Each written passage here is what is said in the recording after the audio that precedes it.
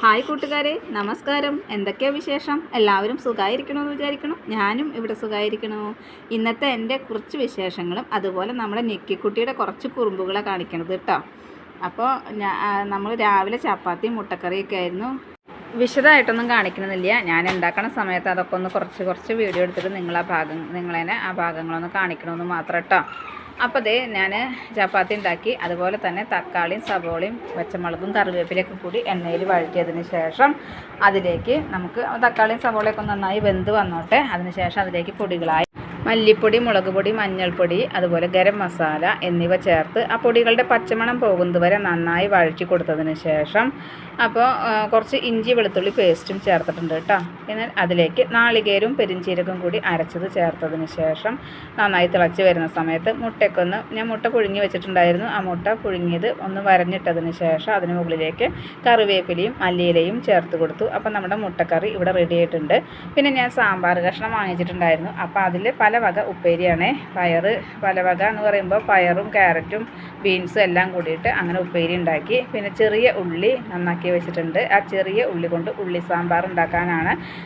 നമ്മൾ നാളികേരമൊക്കെ വറുത്തരച്ചിട്ടല്ല ഞാൻ ഉണ്ടാക്കുന്നത്, പൊടി ചേർത്തിട്ട് ഞാൻ ഉണ്ടാക്കുന്നത്. കുക്കറിലെല്ലാം കൂടി ഇട്ടിട്ട് ഉണ്ടാക്കുകയാണ് കേട്ടോ. അപ്പോൾ ഞാൻ പരിപ്പ് കുക്കറിൽ വേവിച്ച് വെച്ചു. സാമ്പാർ കഷ്ണം വെളിച്ചതിൽ ഒരു വഴുതനയും മുരിങ്ങക്കായുടെ ഒരു കഷ്ണം ഉണ്ടായിരുന്നു. അപ്പോൾ അതും അതിലേക്ക് ഇട്ടിട്ടുണ്ട്. ഉപ്പ്, മുളക് പൊടി, മഞ്ഞൾപ്പൊടി, അതുപോലെ മല്ലിപ്പൊടിയും ഒരു 1/4 ടീസ്പൂണോളം ഉലുവ പൊടിച്ചതും ചേർത്തതിന് ശേഷം മുഴുവൻ കായും അതിലേക്ക് ചേർത്ത് കൊടുക്കുന്നുണ്ട് കേട്ടോ. അപ്പോൾ ഇതെല്ലാം ഇട്ട് കൊടുത്ത് ആ പുളി വെള്ളം അതിലേക്ക് ഒഴിച്ച് കൊടുത്ത് അങ്ങനെ തന്നെ ഞാൻ ഒരൊറ്റ വിസിൽ വരുത്തുകയാണ് ചെയ്യുന്നത്. അങ്ങനെ കഷ്ണങ്ങളെല്ലാം ഇതെല്ലാം ഇട്ടതിന് ശേഷം, കഷ്ണങ്ങളെന്ന് പറയാനില്ല, ചെറിയ ഉള്ളിയും ഒരു മുരിങ്ങക്കായ ഉണ്ടായിരുന്നതും വഴുതനങ്ങയാണ് ഇട്ടേക്കുന്നത്. അപ്പോൾ ഈ പൊടികളൊക്കെ ചേർത്ത് കൊടുത്തു. ഉപ്പും അതുപോലെ വെള്ളത്തിന് പകരം നമ്മുടെ പുളി പിഴിഞ്ഞ വെള്ളവും ഒരു കഷ്ണം കായും ചേർത്തതിന് ശേഷം ഒറ്റ വിസിൽ വരുത്തുകയാണ്. ഒരു വിസിൽ വന്ന് ആവിയൊക്കെ പോയതിന് ശേഷം നമ്മൾ കുറച്ച് സാമ്പാർ പൊടി ചേർത്ത് കൊടുക്കുകയാണ് ചെയ്യുന്നത് കേട്ടോ. അപ്പോൾ അങ്ങനെ സാമ്പാർ പൊടിയൊക്കെ ചേർത്തു. ആ സാമ്പാർ പൊടി ചേർക്കുന്നത് ഞാൻ കാണിച്ചില്ല, അത് വിട്ടുപോയി കേട്ടോ. അപ്പോൾ അങ്ങനെ അതിലേക്ക് വറുത്തിട്ടു. കടുകും മുളകും കറിവേപ്പിലയും വറുത്തിട്ടു. അതുപോലെ മല്ലിയില ഇട്ടിട്ട് സാമ്പാർ ഞാനിരിക്കണേ.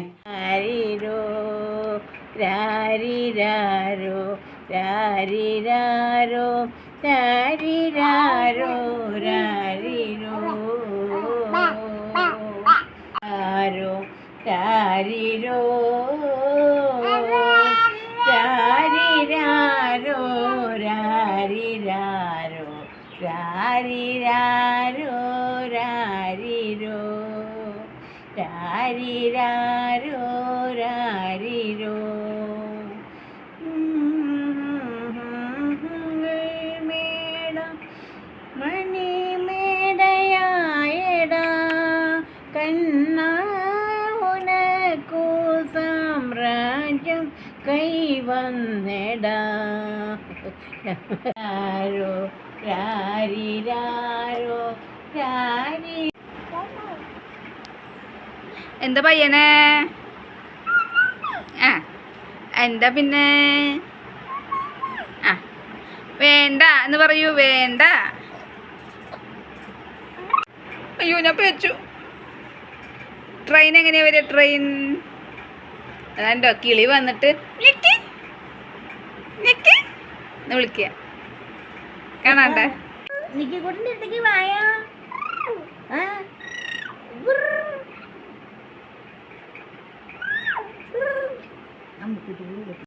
ശരിക്കും വന്നു ഇങ്ങോട്ട് വന്നു.